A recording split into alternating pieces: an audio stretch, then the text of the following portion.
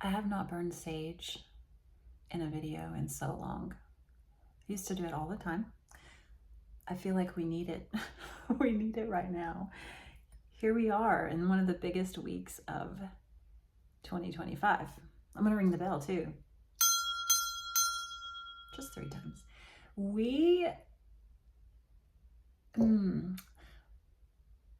The theme of this week is trust and allow.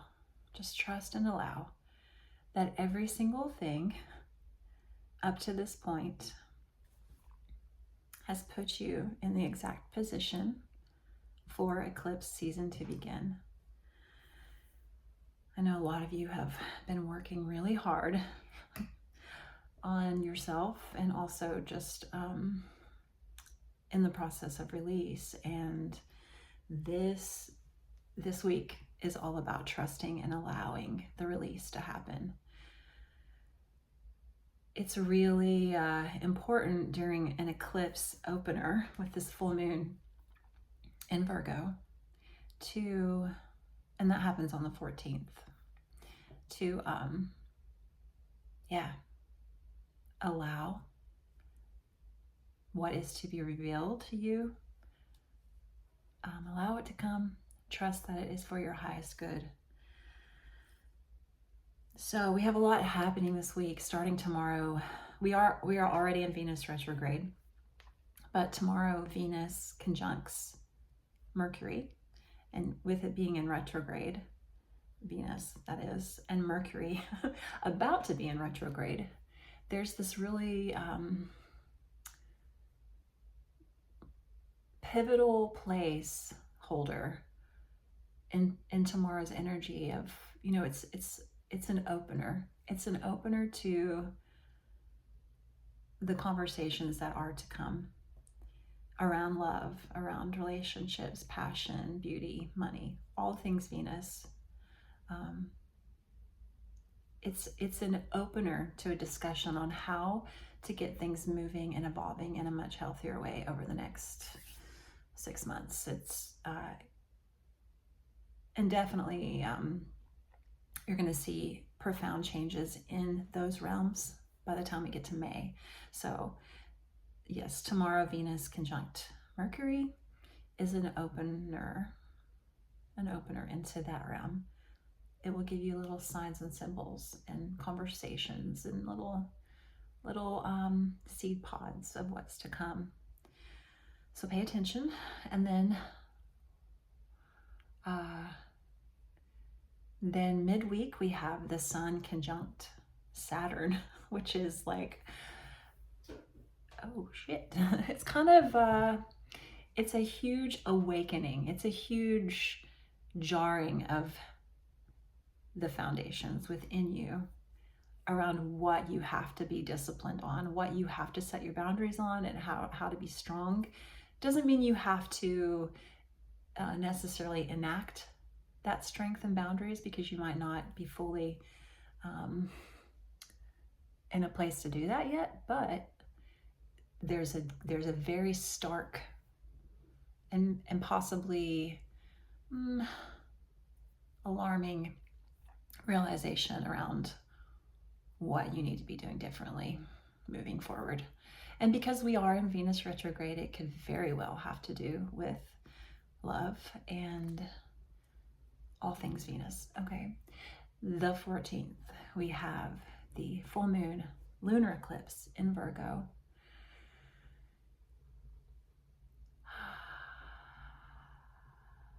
You don't have to hold your breath. You can let it go. There's a lot of clenching and tension in the air around this eclipse.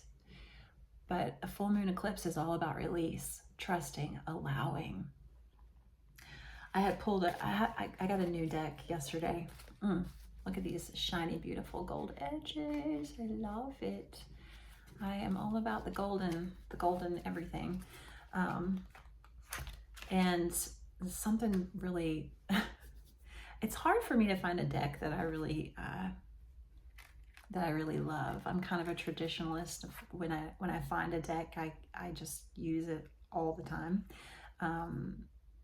and I'm still very devoted to my Golden Art Nouveau tarot deck, but this one is very beautiful, and it's like something about a new deck. The cards are so slick. But I did pull a couple of cards this morning for kind of this week, and I'm going to pull a couple of others, but we have the Star. Look at this. She's so pretty. The Star and the Fool. The Fool is my card for 2025. I'm going to make a post about that for the beginning of Aries season.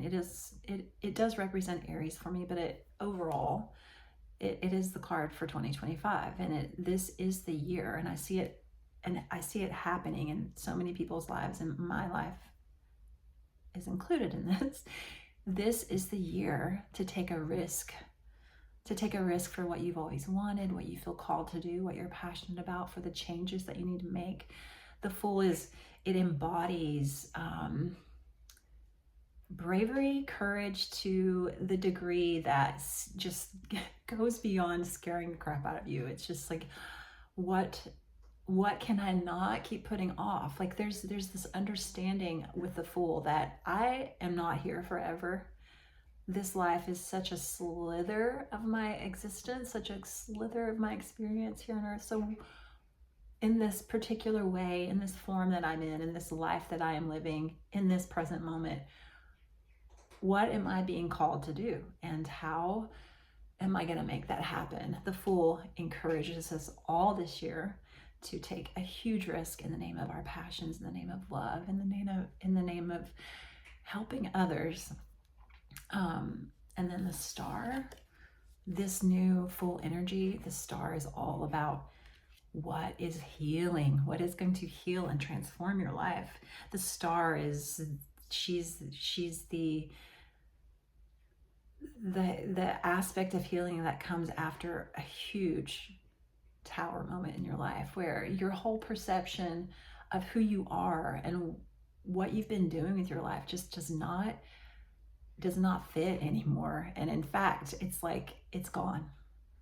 You do not identify with that anymore. And now there's this huge act of surrender and trust, which has to do with this week, this act of allowing and trusting that whatever happens this week, whatever eclipse season just illuminates with this full moon eclipse, and then we'll have the new moon eclipse in Aries on, at the end of the month.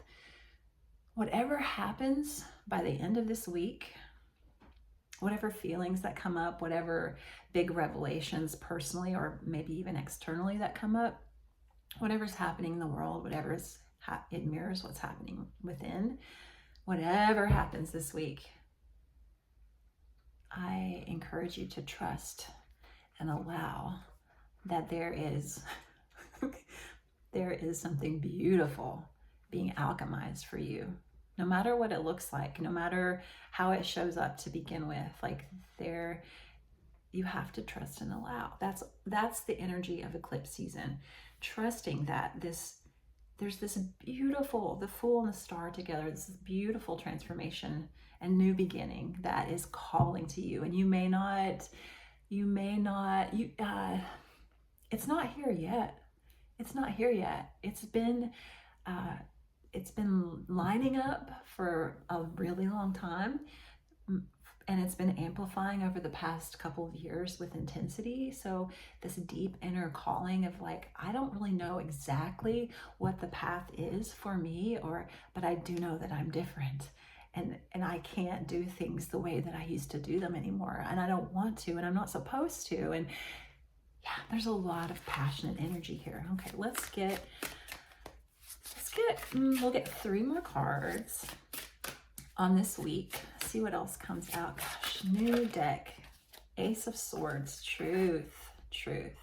So no matter what happens this week, no matter what happens, you have to trust that it's for your highest good. So I'm getting to know this deck, right? The Ace of Swords, that is a new truth coming through in such a huge way. And it's a sword. So it begins it's the thoughts. It begins in your mind. It could come about by an external situation for sure, but this is like, aha. And it, you know, because it's a sword, it might have a bite to it. It might hurt a little bit at first. It may cause you to be like, oh, that's my karate block. It might make you like jerk a little bit at first, but here's the truth. It is the truth. Oh, I love this card because it's the angel holding the sword, and then in the corner here's a little butterfly. Butterflies are also, I know they're a universal symbol of new life and hope and all of that, but they are really a big part of my symbology right now. It's the butterfly. So you gotta trust and allow what comes in this week. Let's get another card.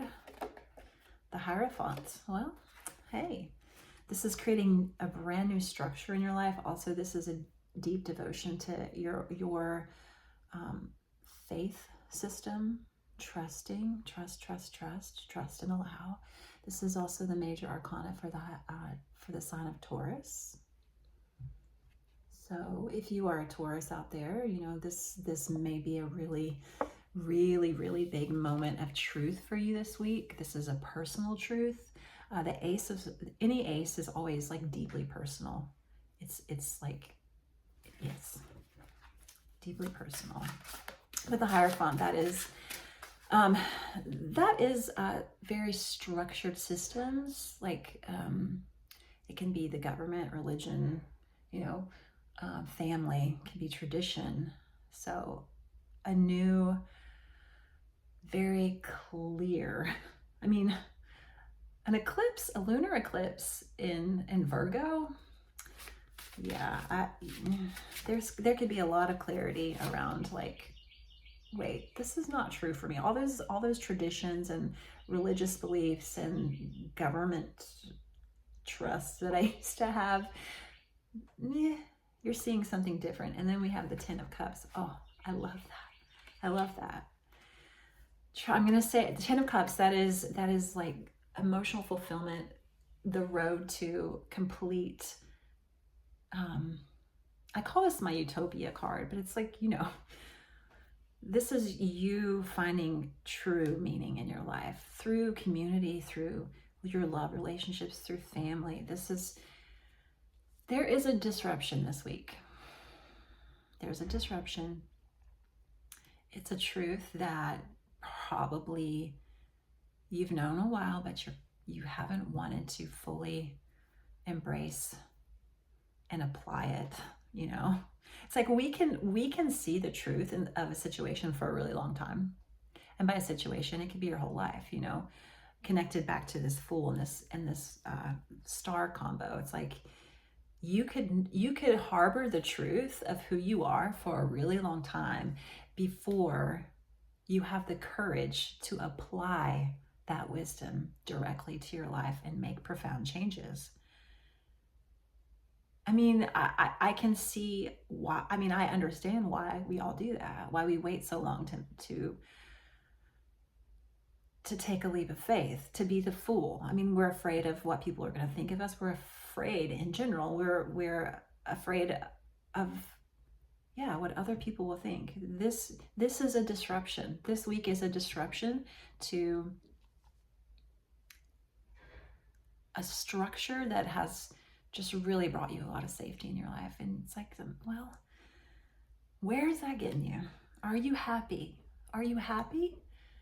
Because the universe wants you to be happy. And this week you're going to find and recognize, well, not find, you already know this truth, I feel. But you're gonna allow the truth to just hit you, just like hit you in the gut and be like, oh, that's what I have to do to be happy. Okay, I see. Surrender, trust, allow. I love you so much. You got this. We all got this. It's gonna be a wonder to behold. Happy eclipse week. Love you. Bye.